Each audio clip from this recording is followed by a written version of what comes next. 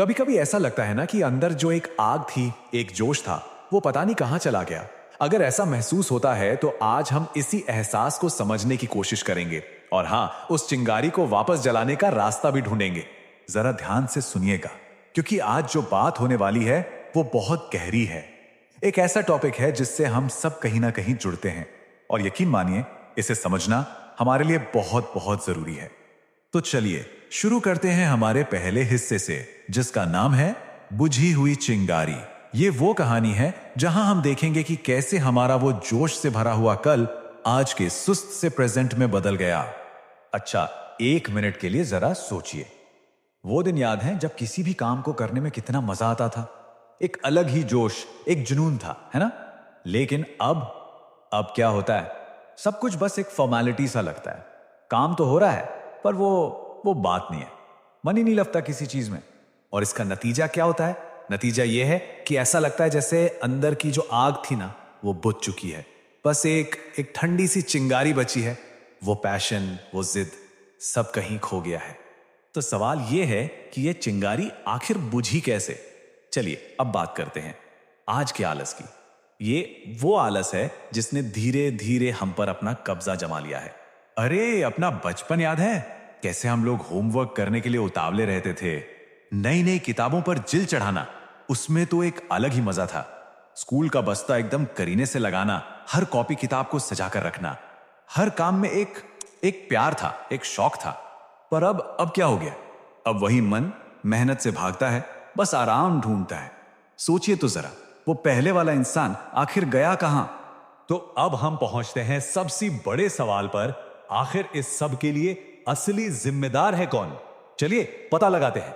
यह सवाल हमें खुद से पूछना होगा। क्या किसी और की गलती है? क्या हमारे हालात जिम्मेदार हैं? एक पल रुककर पूरी ईमानदारी से सोचिए, इस हाल में हमें पहुंचाया किसने? और इसका सीधा और सच्चा जवाब है हम खुद। जी हां, इस बदलाव के जिम्मेदार कोई और नहीं, हम खुद हैं। हमारी जिंदगी की गाड़ी का स्टीयरिंग व्हील हमारे ही हाथ में है। तो ठीक है, मान लिया कि जिम्मेदारी हमारी है, पर सवाल यह है कि क्या हम ऐसे ही रुके रह सकते हैं? शायद नहीं, क्योंकि एक चीज है जो हमारे या किसी के भी लिए नहीं रुकती, और वो है वक्त। एक बात गांठ बांध लीजिए, जिंदगी चलने का नाम है, रुकने का नहीं।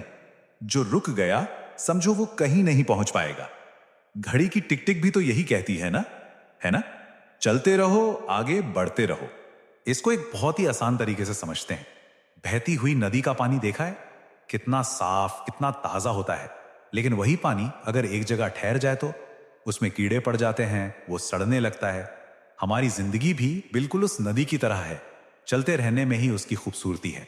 जरा आंखें खोलकर देखिए, दुनिया रुकी नहीं है।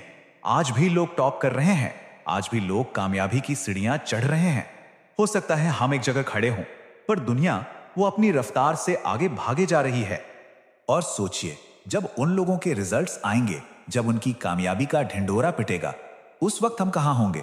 क्या बस किनारे खड़े होकर तालियां बजाएंगे?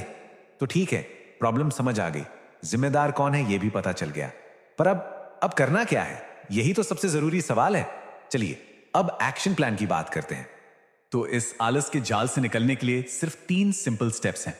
स्टेप नंबर 1, खोजो कोई भी स्किल, कोई हॉबी, कुछ भी, बस कुछ ऐसा जिसमें मजा आए, जो बोझ ना लगे। स्टेप 2, शुरू करो।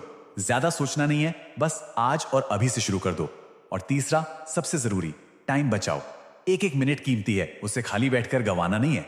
पता है दुनिया में सबसे बड़ी मूर्खता क्या है? खाली बैठना। क्योंकि वक्त से ज्यादा कीमती इस दुनिया में कुछ भी नहीं है, और ये बात हम सब दिल से जानते हैं। तो अब ये सब सुनने के बाद सवाल सिर्फ एक है, अब क्या करना है? क्योंकि फैसला और अगला कदम दोनों ही अब हमारे हाथ में है।